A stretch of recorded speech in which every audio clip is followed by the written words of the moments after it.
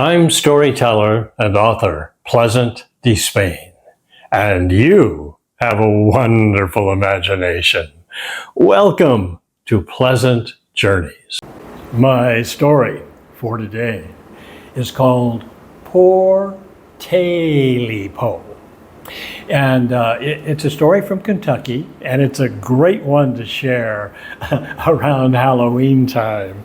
It's found in my America collection, Sweet Land of Story 36, American Tales to Tell.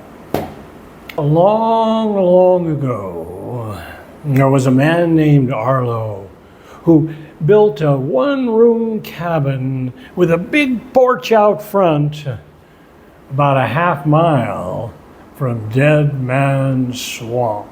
Oh, that was a horrible place.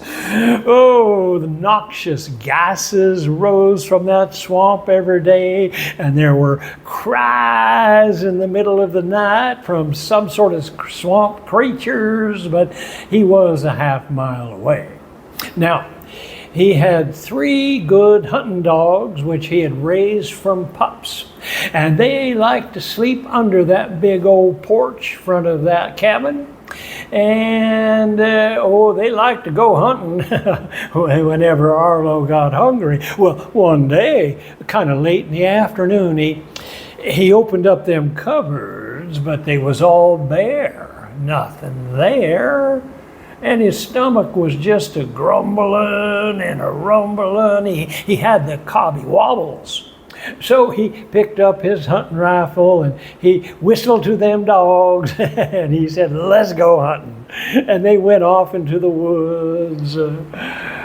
But they didn't have a whole lot of luck. No, the only thing they got after about 2 hours was one skinny turkey bird, which he brought back, and he set the big old black pot on the fire there in the fireplace, filled it with water and got it to boil. And then he found a tater back behind this empty sack. He cut that up and put it in, and then he cooked up that bird, and well, finally he had something to eat. He gave half of it to the dogs. He was still sort of hungry, but it was late now, and he was sitting in his rocking chair there in front of the fire, which was starting to burn low, and he was rocking forth and back and forth, and all of a sudden, from the corner of his eye, he spied some big cat-like creature crawling along the side of the wall, and it had a big, long, fat tail, and he just put his hand down slowly to the floor because his hatchet was right there. He grabbed right onto that hatchet handle strong, and then all of a sudden, as the creature ran right in front of him, he whack! Cut that tail of that thing right off. That cat thing yowled and jumped out the window and started to run away. He wondered, what am I going to do with this? Well, his stomach told him what to do. He just chopped it all up, put it in the pot, cooked it up, and ate it all the way down. Now, his belly was full. He was tired. He crawled into that feather bed over in the corner and pulled that patchwork quilt right up to his chinny chin, and he went to sleep. For about an hour, all of a sudden, he heard something up on the roof of his cabin.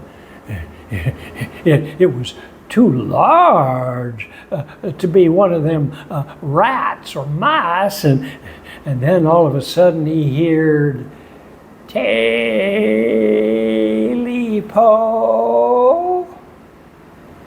Tail-eee-poe, where, oh, where where's my poor Tail-eee-poe? Oh, he jumped out of that bed and he started pounding on the roof. Get out of here, off, get off. And the thing jumped down and it ran across the porch. Them dogs run right out from underneath and they started chasing it. Oh, and this thing was fast, but them dogs is fast too. And it was staying right behind it, but he came out on the porch and he could hear their barking get further and further away. He got scared for his dogs. That swamp, it had quicksand and oh, it was no place for them dogs. He said, hey dogs, here dogs.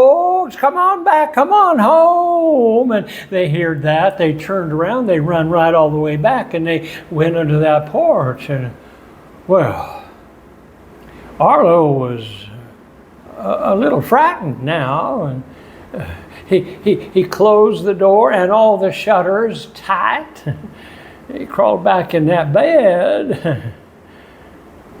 For about an hour, all of a sudden, right outside that front door, he could hear Tail-eee-poe, Tail-eee-poe,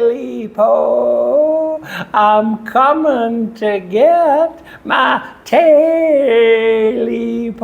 Get it, dogs, get it, he yelled. And them dogs ran out from under the porch. This thing ran off the porch onto the road and started running, and them dogs, oh, they was fast, and they was mad, and they was mean, and they kept chasing this thing, and then their barking got fainter and fainter. He tried to holler them back, hey dogs, come on back, doggies, dogs. But them dogs, they's been led right into that swamp, and they weren't never going to come home again. Arlo, he went back into the cabin and he got some rusty nails and his hammer and he nailed that door shut. He nailed all them windows shut. And he crawled back in that bed and waited for about an hour. And then all of a sudden, from that dying firelight in the fireplace, he saw the shadow of this thing as it was creeping across the floor toward the foot of his bed. He pulled that blanket right up to his nose. This thing said, Tail-eee-poe, Tail-eee-poe, I'm here to get my Tail-eee-poe. Oh, I haven't got it. He said, no, don't have it. Yes, you do. Yes, you do. And it leaped on him and scratched everything to pieces with those long claws and those sharp teeth. And now, many years, well over 100 years later, people in Kentucky say, if you're ever near Dead Man's Swamp, and if you wait till after midnight, and if you listen real good, you can hear it. Tail-eee-poe,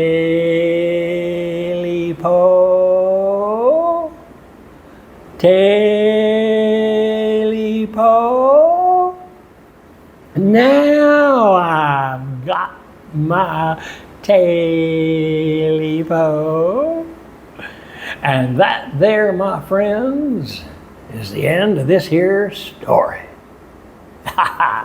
It's a fun story to share, and all ages seem to like it. I've told it in many schools with hundreds of children. I've told it with adult programs. It's a good one to share. Well, I hope you enjoyed it. And please be kind enough to give it a like. And if you would become a subscriber, I would so appreciate it. If you leave a comment, I'll be sure to respond. And down below, you'll find my website, and of course, all of my books have a direct link on my website to Amazon.com. There are so many stories yet to share. Another story to tell next week.